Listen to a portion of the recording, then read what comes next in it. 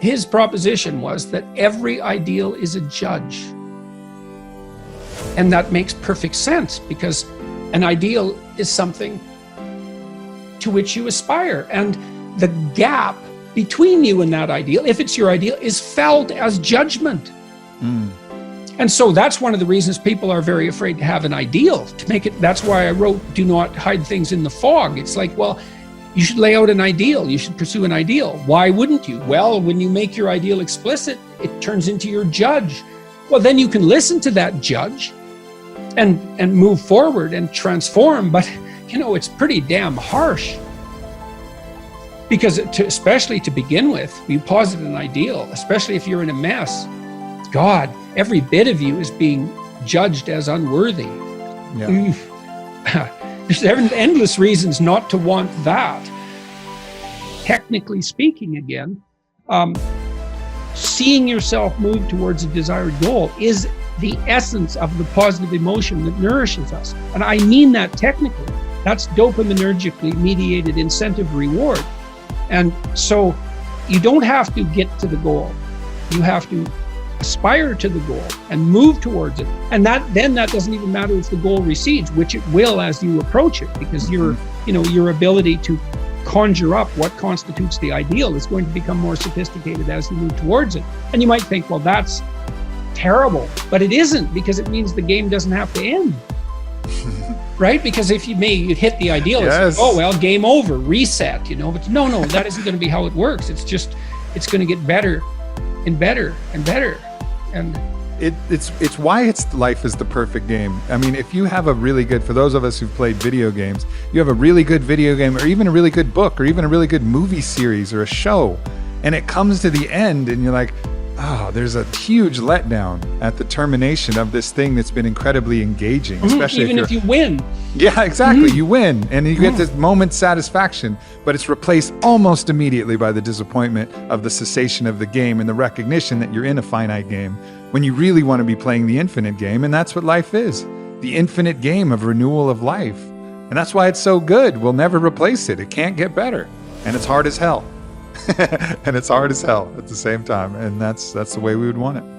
Well, it seems like that's the way we want it. I mean, that's another thing I talk about a little bit in the new book, is like, well, when you look back on your past, it's generally having done something difficult that you remember positively, I would say. Yeah. So then there's something about you that craves difficulty, optimal difficulty at least. Yep. Strangely enough. There's this idea in Christianity that we've discussed briefly, that the judge and the redeemer are the same figure. Now, in the book of Revelation, you may know this or you may not, Christ comes back as a judge, and he has a sword coming. It's a revelatory vision, that book. It's a very strange. It's the last thing you'd expect conservative Christians to believe in. Believe me, it's such a visionary hallucination, the book of Revelation. But Christ comes back with a sword coming out of his mouth, and he comes back as a judge. And he divides the damned from the redeemed, and most are damned and some are redeemed. It's very, very harsh. Now, Jung believed that the figure of Christ in the Gospels was too agreeable, too merciful, too tilted towards mercy, and that called out for a counter position. And that was the counter position of judgment. Very interesting hypothesis. But then there's this melding of the two ideas that the judge and the redeemer are the same thing. Okay. Now, this young man told me that his life lacked purpose and direction and meaning, and that he was nihilistic until he read Zen and the Art of Motorcycle Maintenance, which is a book I actually like quite a bit. I've read it 3 times at different decades of my life. And one of the things that's very interesting about that book is that it's an examination of the idea of quality, of the idea that there are qualitative distinctions between things, and that we have an instinct to make qualitative distinctions. And so a qualitative distinction is simply, this is better than that, which is a judgment.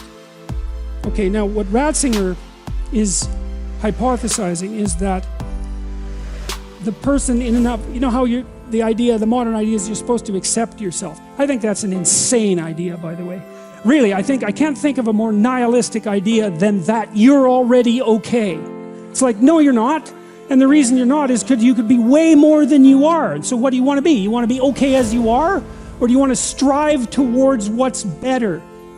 And this young man, this Australian, he said that the reason that Zen and the Art of Motorcycle Maintenance had such an impact on him was because he wasn't happy with his current mode of being, right? He didn't consider the manner in which he conducted himself sufficient. And the fact that the author of Zen was Pirsig, laid out the notion that you could make qualitative distinctions and there really was a difference between good things and bad things, or great things and evil things. It gives you direction. It gives you the possibility of moving upward.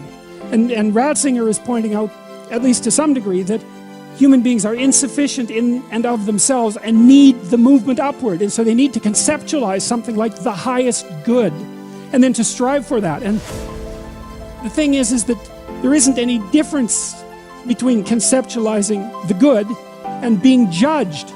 Because if you're going to conceptualize the good and move towards it, what you have to do is separate from yourself all those things that aren't good and leave them behind. And that's why the Redeemer and the Judge are the same thing. And one of the things that's really appalling, I think, about our modern world is that we're rejecting the notion of qualitative distinctions.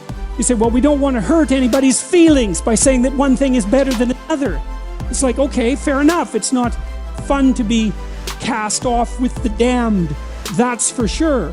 But if people are in fact insufficient in their present condition, which seems to be the case, I mean, try finding someone who isn't, then if you deny the possibility of qualitative distinction because you want to promote a radical egalitarianism, then you remove the possibility of redemption because there's no movement towards the good. And it seems to me that it's a catastrophe to sacrifice the good for, well, it's a catastrophe to sacrifice the good for the equal. Because for us to be equal would mean, as far as I can tell, that we would all be equally unredeemed and miserable. And so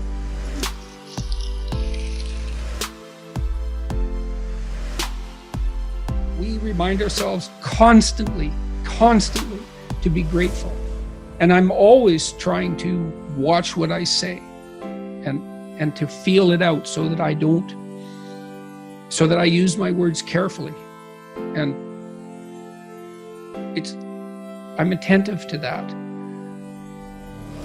And despite temptation, because I'm very disheartened in many ways.